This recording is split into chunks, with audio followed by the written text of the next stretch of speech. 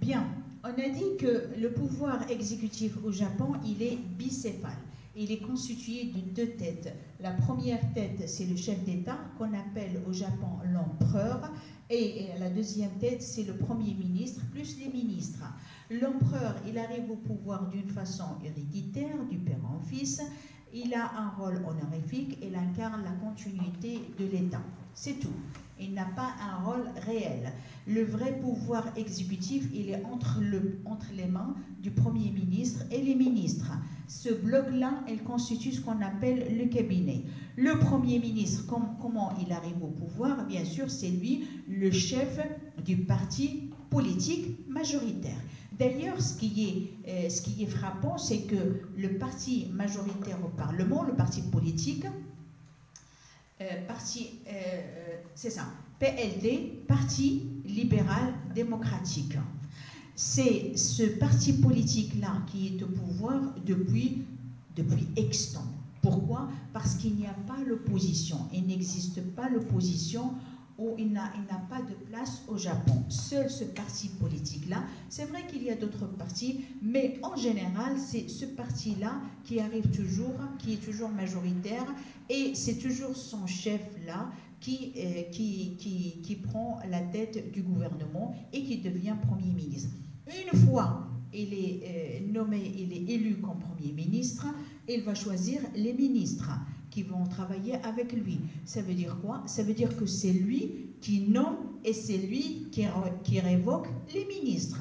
Il a ce pouvoir-là de nommer et révoquer les ministres. Bien. C'est lui qui détient les vrais pouvoirs.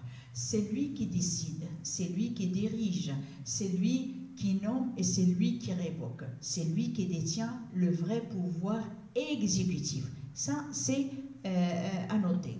Bien, il est responsable, oui, il est responsable devant le Parlement.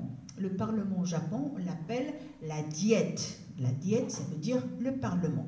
Bien, si on veut passer, là quand je dis qu'il détient les vrais pouvoirs, il faut toujours dire que dans un régime parlementaire, quand je dis le Premier ministre ou le chef du gouvernement qui détient les vrais pouvoirs, que ce soit sur le plan interne ou sur le plan international, c'est lui qui décide, c'est lui qui dirige, c'est lui qui détient les vrais pouvoirs. Bien, si je prends le grand 2, maintenant, après le grand 1, le pouvoir exécutif, maintenant c'est le pouvoir législatif.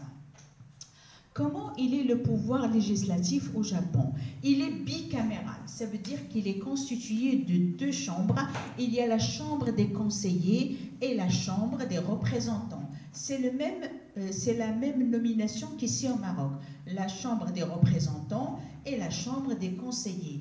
Les deux chambres, on les appelle la diète. La diète, ça s'écrit comme ça. La diète.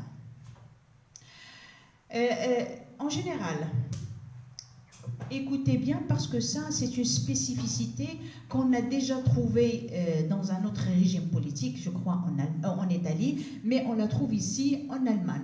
C'est que les deux chambres arrivent au pouvoir suite au suffrage universel direct. Ça veut dire que c'est le peuple qui choisit et les membres de la chambre basse et les membres de la chambre